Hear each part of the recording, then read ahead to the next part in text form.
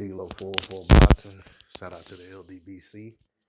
Hey, I want to give a big shout out to Marlo's Corner, Trey X, everybody over there on the corner, the whole block fam. You know what I'm saying? Everybody that was in the chat tonight. I just got out from over there. I was on the panel tonight for the first time in a while. Glad to be back on the panel, chopping it up with those fellas. Legendary Top Cat, El Fenici, Rough House, Boxing TV, Main Boxing Biker, Trey X, Marlo, Chris Rayner. I think that was it. If I forgot anybody, y'all fellas forgive me. But y'all hadn't subscribed to those fellas' channels, go over there and check them out. All those guys make content, but they're all regulars on Marlo's Corner as well. So I want to talk about the fight I just watched. First of all, you know what I'm saying, the result was what it was.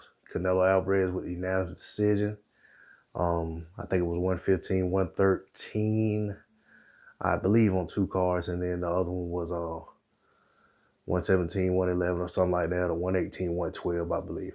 I may be wrong. May have been one. I can't remember. Shit, fuck it, I'm tired. Anyway, scores were what they were. You can go look it up, look at box records or wherever and look at the scores. If my scores were off, disregarded, I'm tired and had been up since like 4 this morning. So it is what it is. Anyway, so Canelo won the unanimous decision. You know what I'm saying? Jacobs came out.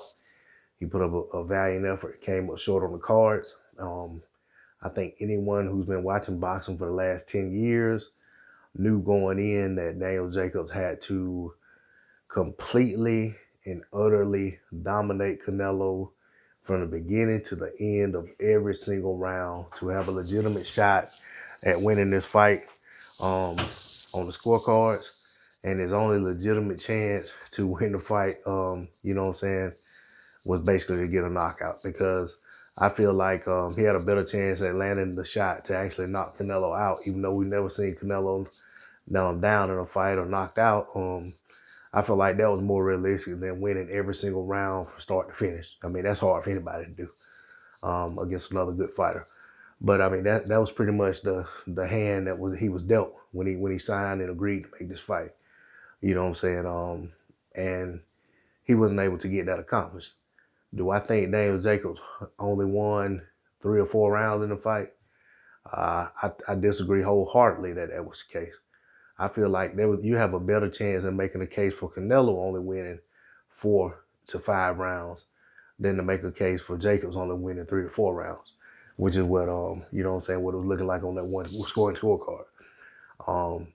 During the fight, you know what I'm saying, I was going back and forth on my phone checking to see how, you know what I'm saying, after I saw the cards flash up on the TV, and you know what I'm saying, Canelo was up, I think 6 rounds to nothing or 7 to nothing at that time or something like that.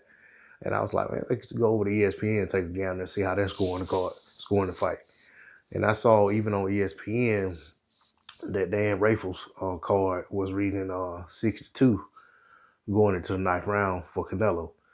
So at that point, you know what I'm saying, I pretty much knew that it was all academic. You know what I'm saying? Daniel Jacobs, you know, even though those guys aren't necessarily going to be in line with the judges, official judges at ringside, that doesn't mean, you know what I'm saying, that that's going to be the case. But I also had an idea, you know what I'm saying, that they were probably pretty close.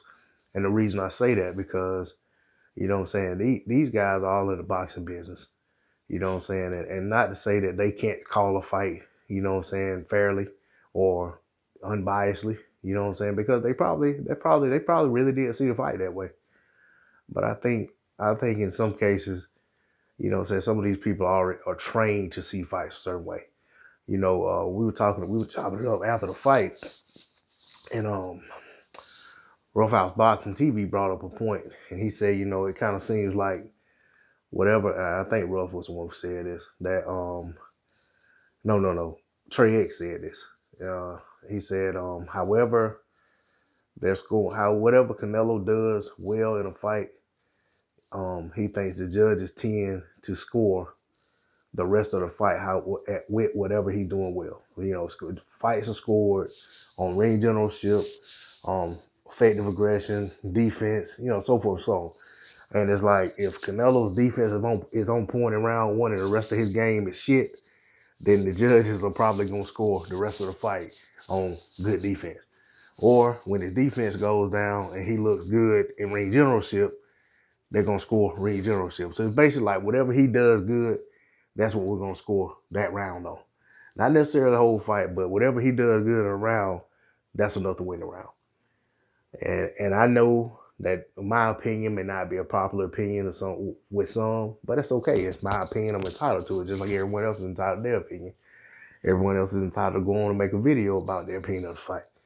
But what I will say is, when it's the same guys who keep getting decisions like this, it's hard to just turn a blind eye and a deaf ear to it. We watched Canelo Alvarez get completely and utterly schooled by Floyd Mayweather Jr.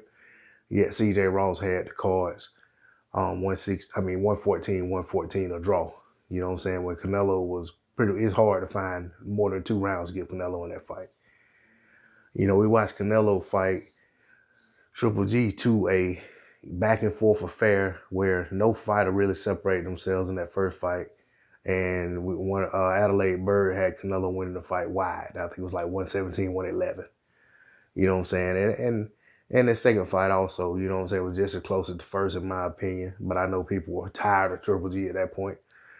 Because, Triple G lost a lot of respect when Canelo popped dirty. He had an opportunity to fight some legitimate fighters, a legitimate fighter, and several of them raised their hands saying they were really ready to step in on that Cinco de Mayo fight last year.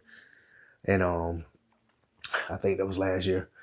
And Triple G elected to go with Vanes Martirosyan, who hadn't fought in, a very long time and was a career 154-pounder. So, you know what I'm saying, by the time they got in the ring, people were ready for Triple G to get beat, myself included. But I didn't see the fight, you know what I'm saying, for Canelo like a lot of people did. I felt like the fight could have been another draw. I felt like Triple G could have edged it out. I felt like Canelo could have edged it out. But I heard a lot of people saying Canelo won the fight in dominant fashion. And I think that was just because he did something that they didn't expect him to do, and that was to stand and trade and not fight off the back for the whole lot and to really mix it up with Triple G early on in the fight. But enough of that. Back on this fight that happened tonight.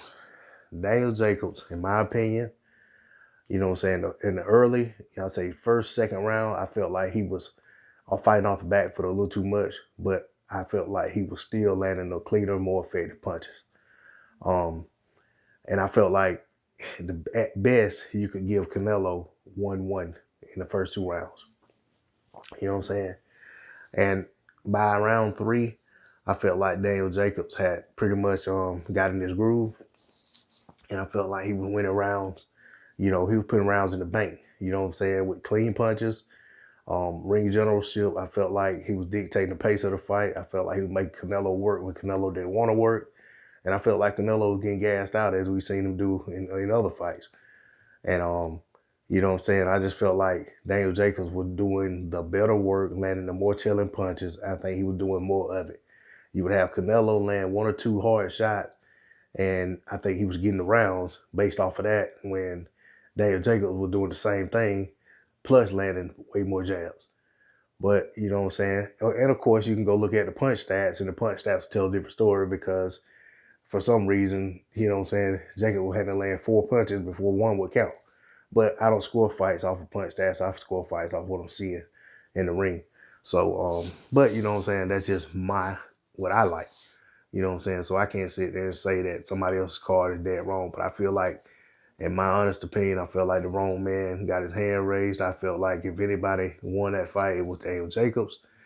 And I feel like you know what I'm saying, in all honesty, I felt like Daniel Jacobs whooped Canelo's butt in there.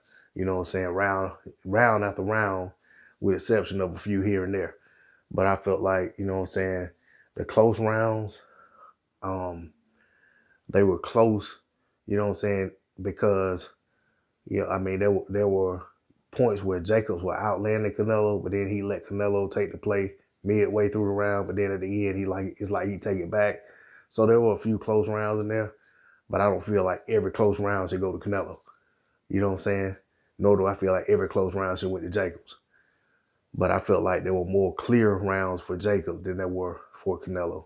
But, that's my 2 cents on it. You know what I'm saying? Congrats to Canelo. You know what I'm saying? Son of judges, Alvarez, got another win. I'm not sure he's gonna fight Demetrius Andrade, and I will say that I would not be surprised that Andrade doesn't completely dominate Selecki or knock him out if he don't find himself on the wrong end of some scorecards, so that Canelo can get the fight Selecki for undisputed, while he's sitting on the outside looking in, looking crazy, and wondering how he found himself in that position. But you know what I'm saying? That's all I'm gonna say on the subject. You know what I'm saying? I mean, I probably shouldn't have made this video at this moment because I'm a little emotional about the fight. I didn't place a bet or nothing and lose any money or nothing, but I just get tired of seeing decisions like this. You know what I'm saying? I feel the same way about this fight as I felt about Tavares Cloud getting the win over Gabriel Campillo years ago, when Cloud dropped Campillo like 3 times in the first round and got dominated every minute of the fight the rest of the way, only to win a decision, you know what I'm saying, after he got his ears boxed off. You know what I'm saying? And, you know, I just hate to see stuff like that in the sport of boxing. You know what I'm saying? Call it fair, call it right. And that's why they have rematch clauses, you know what I'm saying, in place. Guy goes out there and he just gets beat. Hey, go for a rematch and try to win your belt back. You get beat again, it's back to the drawing board. Here's what it is. But you know, that's not the way it works in the sport of boxing for some reason. In a lot of cases, in a lot of instances. But that's all I'm gonna say on the matter. It's D-Lo 404 Boxing. Hey, I appreciate y'all listening to me voice my opinion on this fight. Shout out to the LDBC. Shout out to my subscribers. Once again, shout out to Marlo's Corner. Shout out to the Block fam. I'm out. Peace.